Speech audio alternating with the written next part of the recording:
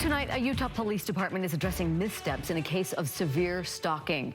KSL investigator Daniela Rivera has been reporting on how Sandy's Police Department handling of the case didn't follow Utah law. It's part of our Failure to Protect series. What did you find? Absolutely. Well, this is a case involving stalking, harassment, and revenge porn. The victim told me it took 2.5 weeks for a detective to contact her after the case was assigned to a detective who was away at a training.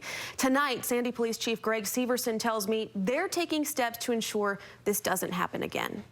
There's no real way to get around it. We were slow in our response to the case. Are there processes in place to avoid assigning cases like this to someone who's out of the office? There are now. Regardless if a detective is here on vacation, that detective or the sergeant will reach out to the victim the day the case is assigned to, number one, make sure the victim is safe. Number two, make sure their needs are met and let them know what the next steps are going to be. The Sandy Police Department previously acknowledged they failed to use a lethality assessment when the woman first reported. That's a survey police use to determine how much danger a victim is in, and it's mandated by Utah law. Chief Severson says a newer officer took the initial report. This officer didn't recognize that this was a domestic case.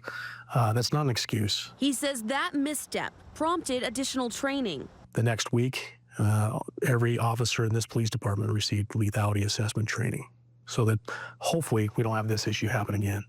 The case also highlighted this lesser-known domestic violence law. It requires law enforcement agencies to send a copy of the incident report to prosecutors within 5 days. Did you get the sense that Sandy was the only department that wasn't doing that? No, I don't think we're alone in that. Chief Severson says his department now has a process in place with the DA's office to meet that requirement. This case, involving severe stalking, threats, and revenge porn, is eerily reminiscent of other Utah cases that ended in tragedy, including the 2017 shooting death of Memory Rackley and one of her children, gunned down by her stalker just a few days after reaching out to Sandy Police for help.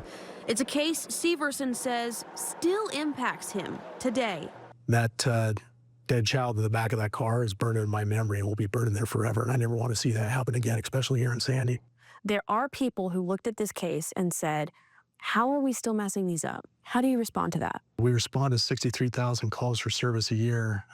We do our absolute best on these cases. Clearly, we didn't meet the mark on this one.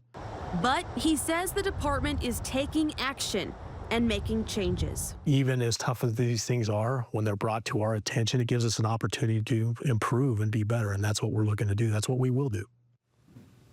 Chief Severson said they're in daily contact with prosecutors on this case as they work together. Enough evidence for them to file charges. Sounds like there's new processes, more training, so certainly progress. Taking action. All right, great. Thanks, Daniela.